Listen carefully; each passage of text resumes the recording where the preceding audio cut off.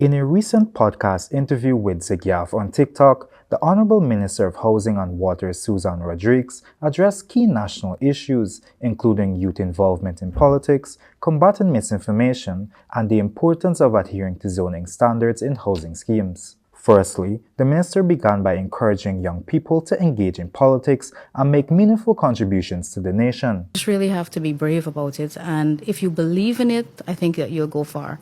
And I think my belief for and passion in wanting to make a contribution to our country is what makes me better at my job.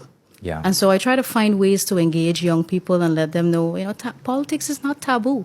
It's part of our everyday life. We can't run away from it. Minister Rodrigues emphasized the importance of independent thinking, urging you to evaluate information critically and make informed decisions based on verified facts rather than being influenced by singular narratives.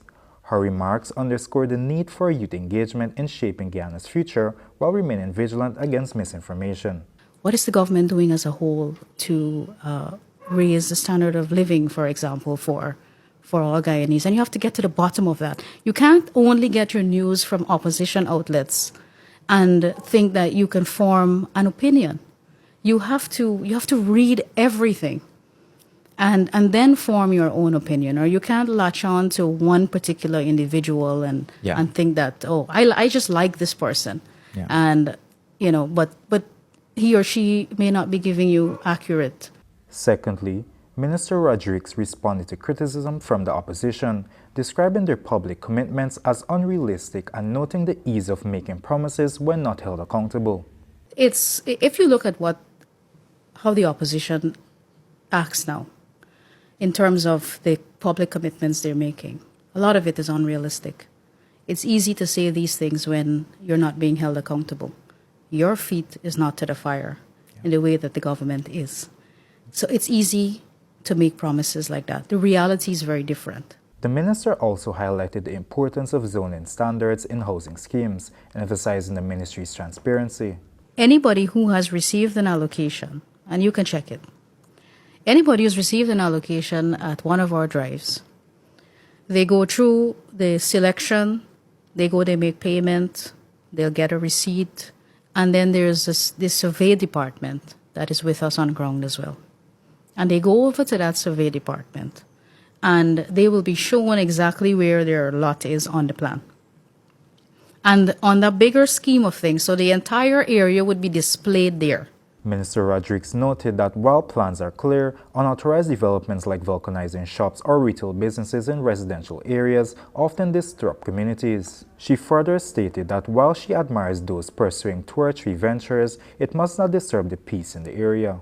When you have people now who have started to live there and on their own go open a vulcanizing shop or, some other development or retail area business, I guarantee you it's not approved. Yeah. They just do that on their own. Where we can do more work is in the enforcement.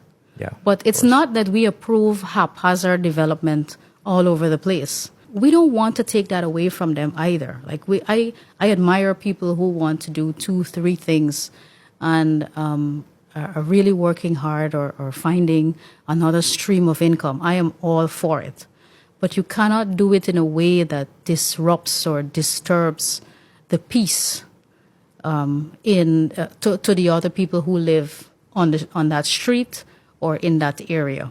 She also addressed the issue of business applications being rejected and the reluctance of some businesses to shut down despite lacking approval. Whether you can go ahead with this business development that you want to do here or not. Yeah. And a lot of times it's rejected, but a lot of time it's unregulated because they never came for approval in the first place. They're just operating and only if the authorities come, then the place will close. Minister Rodrigues wrapped up by stressing the importance of following regulations and staying informed, urging everyone to contribute positively to the country's growth and development. Reporting for Headline News Update, Malcolm Carter.